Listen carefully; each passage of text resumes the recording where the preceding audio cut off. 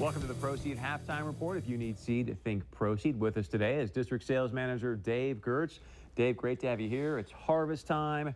Sounds like things are going pretty well for the farmers with the corn and beans. What's happening? Well, it's doing very, very well. Where we don't have the heavy rain and hail areas, like we had a lot of that this year, we're seeing corn in excess of 200 bushels to the acre.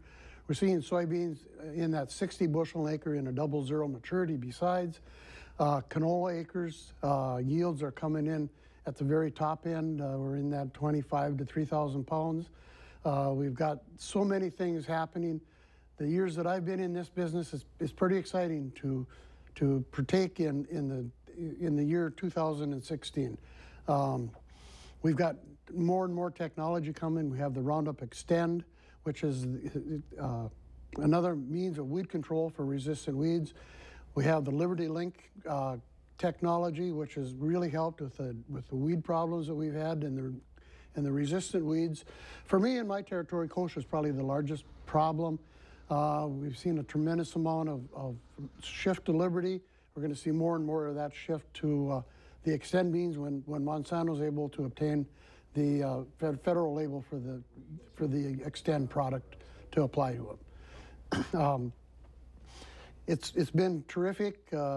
Growers calling and telling how fast, how satisfied they are with the performance of the Proseed soybean varieties, the corn varieties. It's just terrific to be part of this year in the many years that I've been in this business, marketing and working with growers. Dave, thank you very, very much. Great stuff there. Also want to remind you, head to Proseed.net to find out more about the Right Choice program, and stick around. Much more coming up right here on the Proseed Halftime Report.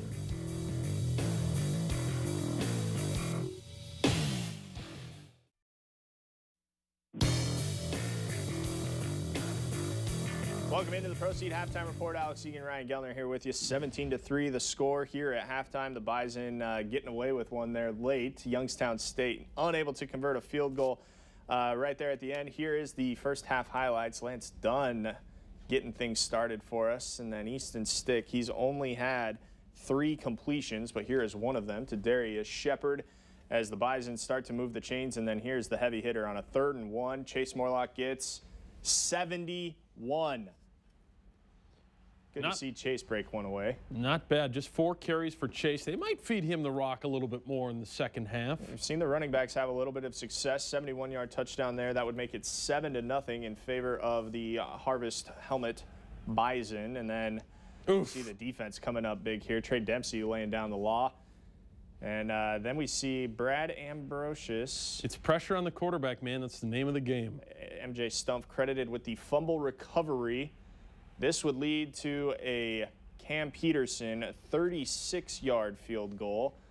That would give the Bison a 10-0 lead, and we're still in the first quarter. So good to see the Bison scoring. And that's huge. Points off turnovers are big, and here comes another one. The Bison come up with the pick. It's Robbie Grimsley, and then what? Easton Stick goes 15 yards to Jeff Ilias, bouncing off a tackler, finding his way into the end zone, the pride of Lidgerwood, North Dakota. Great move. Good job by Shep to hold that block. Again, points off turnovers. That would make it a 17-0 game. And then we see already Nathan Mays coming into the game. Hunter Wells has been in and out. He suffered a knee injury. Here he is with some good time, and Great he picks job. out his man. Waiting for time. He finds Darian Townsend. He's the kid that returned the kick last year. Just waited, made the play. And this is Mays now back into the game for Youngstown State, trying to get into the end zone. He could not. So the Penguins settle for a Zach Kennedy 32-yard field goal. That would make the score 17-3, which is where we sit. But here's something.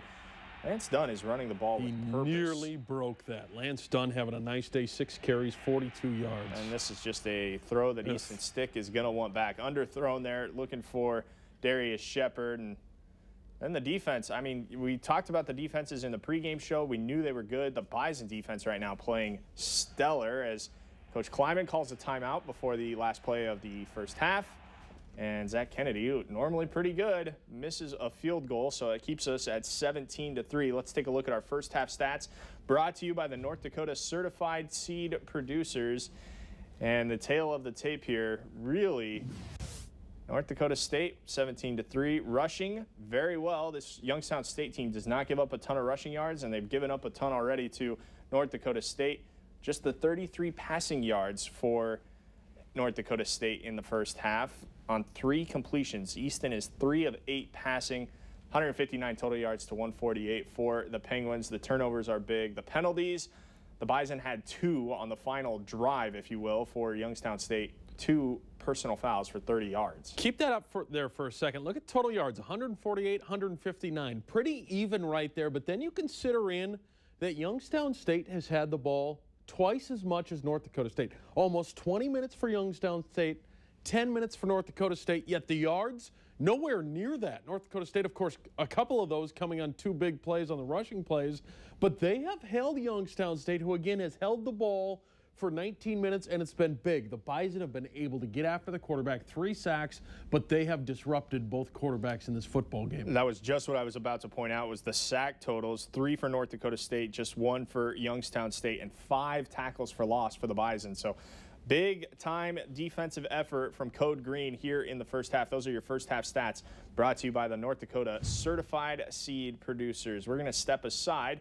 17-3, our halftime score. When we come back, we'll take you around the valley. Some big games happening this week. They're all big this time of year. We'll give you some scores and updates right here on the Pro Seed Halftime Report.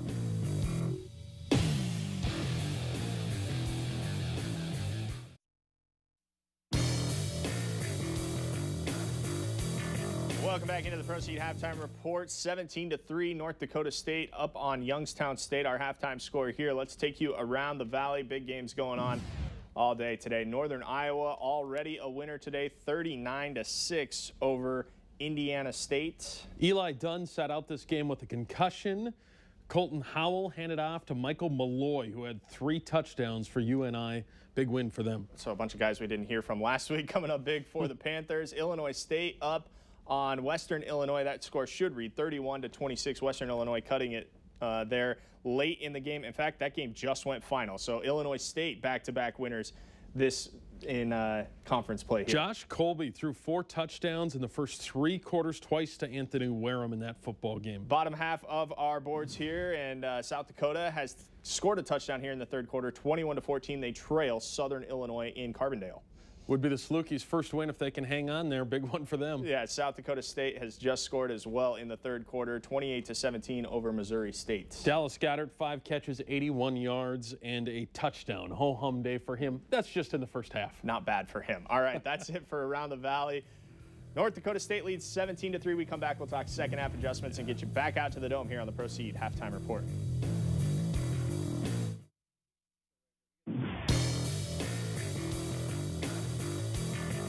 Welcome back to the Pro Seed Halftime Report. 17-3, North Dakota State leads Youngstown State here at the half. Second half, what would you like to see out of the Bison? Close them out. Yeah, that's... Youngstown State, the last 3 games, they've been behind going into the fourth quarter. They beat Illinois State, they beat UNI, and they beat Indiana State after trailing going into the fourth quarter.